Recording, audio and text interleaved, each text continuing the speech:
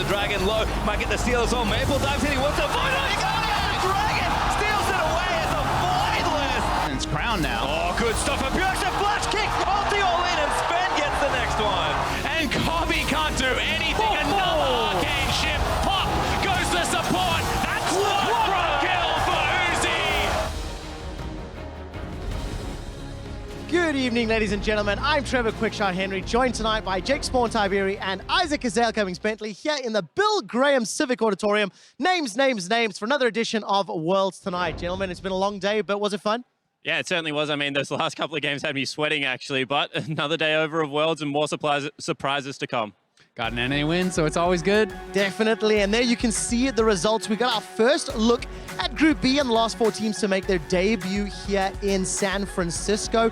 TSM there took down Samsung Galaxy, but before we get to that, it started with a much-anticipated clash between reigning world champions SK Telecom and North America's Cloud9, and it was messy. Yeah, it certainly was, and I mean, SKT here came out with a vengeance, starting Bengi. Faker was absolutely destroying Jensen in that mid lane.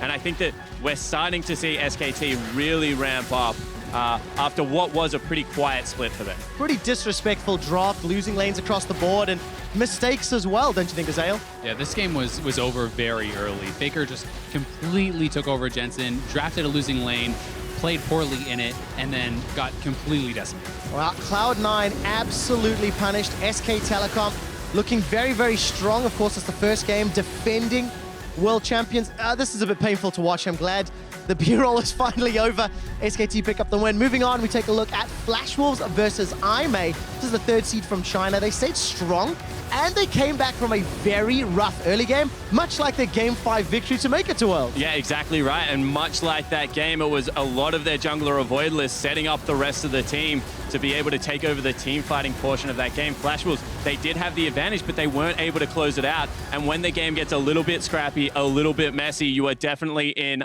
IMA territory. Yeah, definitely was indeed. We also saw Group Z take to the rift once again. TSM made a statement with an extremely dominant win, and this was the team that really fans were expecting yesterday. Yeah, and this is really what they needed to get their confidence back.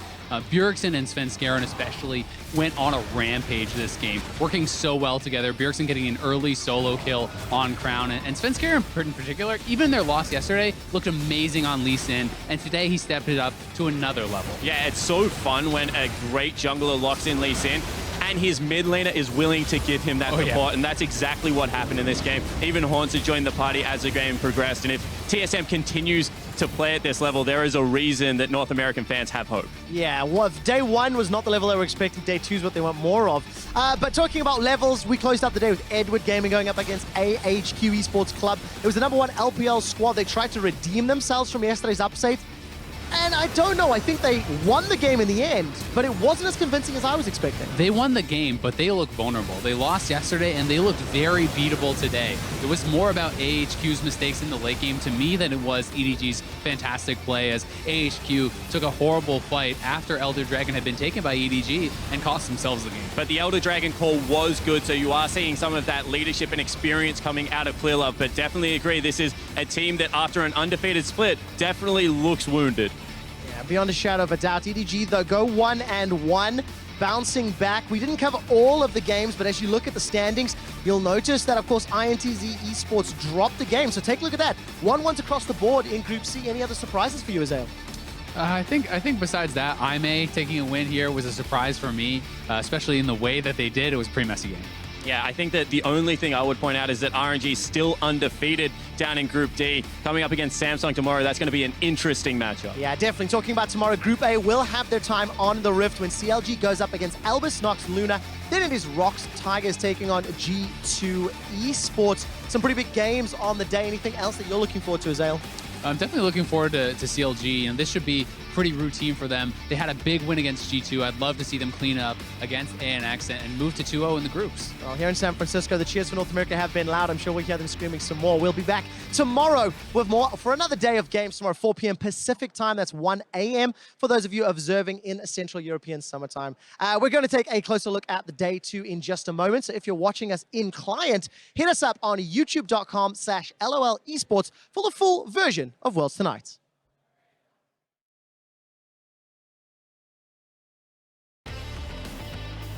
And the full version is bringing it back.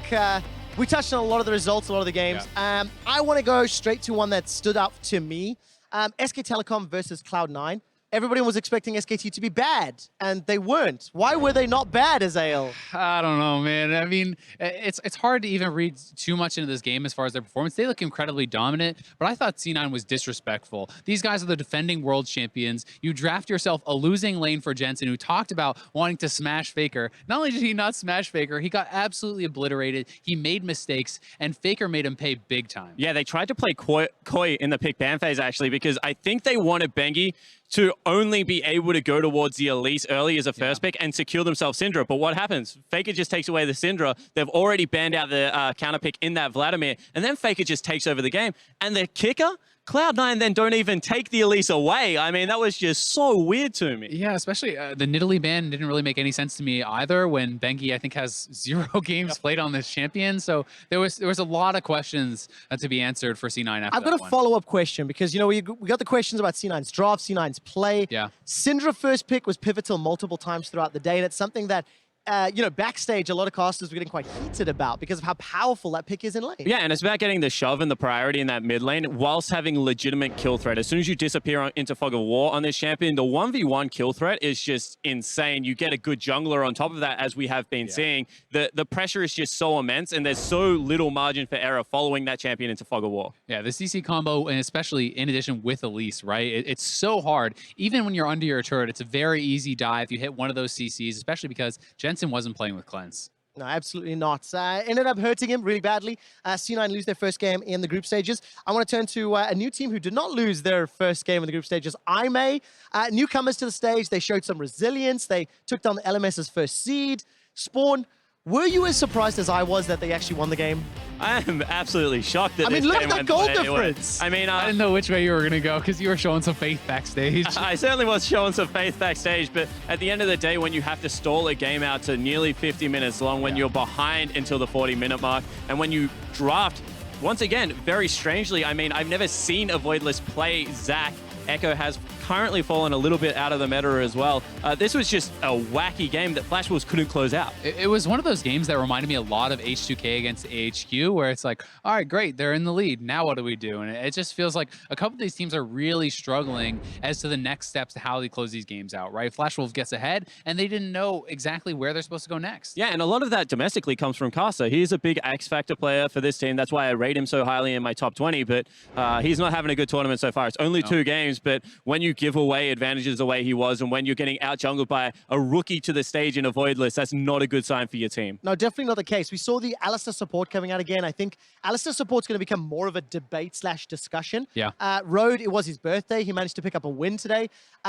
But he ain't no Mata, at least in terms of performance. Is that a little unfair? Is anybody Mata? I mean, I don't think it's unfair when you look at the outstanding performance he had against TSM. Mata basically put the team on his back, and he was making play after play after play. And while I don't think this champion is a permaban for against all teams, I think against the incredible players, kind of similar to Lee Sin, when you have an amazing playmaker on this champion like Mata, you cannot give it to them. Yeah, I completely agree. I also think you have to look at the context in which the champion's picked. Mata was pretty much solo initiate for his team and was going off, whereas you got a Zac flying in if you're IMA this time around. All Road nearly really had to do was, I mean, keep people off the backline and follow up with some CC. So different context playing the champion, but definitely ain't no Mata in my opinion. All right, ain't no Mata, but Mata did get himself another win today. Royal never give up. The only team to have a 2-0 record. They made easy work of Europe's Splyce.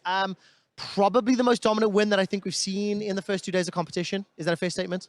Yeah, 100%. That's a fair statement. I think it's the first time we've really seen an individual like go absolutely insane in the way that Uzi did. I mean, we saw Faker's game, but he was really teaming up with the rest of his team. Uzi in this game was shifting forward, had doubled the gold by the end of the game of his opponent in Kobe. And that was the first time you've really seen like one of those huge individual like mismatches on the world stage. And honestly, it's what we feared for Splyce, but what we expected out of RNG against people that can't stand up. They're like the bullies of this group. It's honestly incredible to have that dominant of a 2v2 performance because they were smashing even in the 2v2 without jungle interference. And this is something in this day and age, people have gotten so good at not losing, even if they're not winning. You know, they just play safely, they give up a bit of CS, right? It's one of those things where you can generally keep it close, but to have someone double your gold is just disgusting. It was one of the most dominant performances I've ever seen. Yeah, but one person you do have to kind of feel a little bit bad for right now is Wonder up in the top lane. You can see he's trying his absolute heart out. Once again, going up against Looper. This guy's all class one more time. Wonder's going with him the entirety of the laning phase. If Splyce turn this tournament around, start playing that upset role like we hope they will, it's going to be around their top laner. He is a very good young player. Though. It's so hard. He was struggling on Kled, though. I don't know if they can. I mean, look, the Kled one was a loss for me because he was the primary initiator and didn't seem to be comfortable in the role. Guys who were comfortable today, and the current pride and joy of Europe is H2K. Yeah. Honestly, they outclassed INTZ. They had a phenomenal laning phase. They had CS at every stages of the game, and really, they just didn't seem challenged at all by the Brazilians. For me, this was really a disappointing game from INTZ. After yesterday, how proactive they were, how aggressive they were. And my disappointment honestly started in the draft when you have someone like Yang who showed how he can be extremely lane dominant, works well in combination with Revolta. Why are you not drafting something that has good gank assist, that has the potential to split push and snowball? So I was kind of disappointed that they went for this pick. They were just pretty much happy to lose all lanes and farm until they lost. They just didn't try anything. Yeah, and the one strategy they did have is, you know, Caitlyn has this famous mid-game power trough. So what we're going to do is we're going to try and get 2 items on our Orianna, get there at a relatively untouched pace, and then win big team fights. However, the mis-execution on those team fights means that I no longer have faith in that composition. If this team doesn't win early, the tournament gets a heck of a lot more difficult because in the team fights, they just didn't do anything. No. Yeah, absolutely outclassed. So H2K get a win on the board. We did not see G2 Esports taking part today because they will be playing tomorrow on stage against the Rocks Tigers, champions of LCK. Now, Rocks, they didn't necessarily look super strong, but they were not tested, right? They were not focusing. You can expect them to be full try-hard tomorrow. Yeah, I think that if any team is going to smile back at a team like Albus Nox, it will be Rocks. I mean, that you can see that they're enjoying that early game a little bit. I do not think that is going to be the case against G2. That's all business for the Rocks Tigers. And with how G2 played against CLG and the poor decision-making, particularly out of their bottom lane, freezing waves when they shouldn't be, sticking around for turrets, that's actually what Rocks just punish day in, day out in the LCK. Yeah, Rocks are incredibly adept at punishing any sort of macro mistakes like that. They're one of the very best teams in the world at doing it, and you have to think it's even hard to find too many individual matchups that are going to go the way of G2. Talking about individual matchups, talking about things that are going to go the way of one team or the other. Flash Wolves or Cloud9, immediately following later in the day. Both of these teams are going to take control of second in their group, Azael. Will Cloud9 decide to play League of Legends tomorrow? I think they will. And this is something where Cloud9 has the propensity to kind of get in their own heads and have some bad games. But I will say, to their credit, in the NALCS and even in the playoffs, they're very good at bouncing back from those games. They recognize their mistakes. They're not the kind of team to get too much in their own head and just get stuck on that. So I think we're going to see a bounce back performance, especially from Jensen. He has a lot to prove here at Worlds. That's what I was going to say. I think Jensen is a proud player, but I think in the best way possible. He's not going to have liked losing that 1v1 in the fashion he did, and he's going to look to make a statement game here. Hopefully he can step up and have a great performance. All right, 1 or 2 very quick questions just before we move on. I'm just going to ask about LMS. Today, they did not look great, shaky around the edges. Do you think they have what it takes to bounce back, Spawn? Yeah, I definitely think they do. I think Flash Wolves are a whole different kettle of fish. Their macro looks a little bit sloppy right now, so I think they have more to work on. AHQ, honestly, went into that game against EDG with a huge complex, playing a big brother team, and looked very good in my opinion. One team fight could have swayed that game. Their decision-making was quite good, so more hope for AHQ maybe than Flash Wolves, but I think both teams in an okay spot. Individually, I was actually really impressed with Ichawi as well. He more than held out.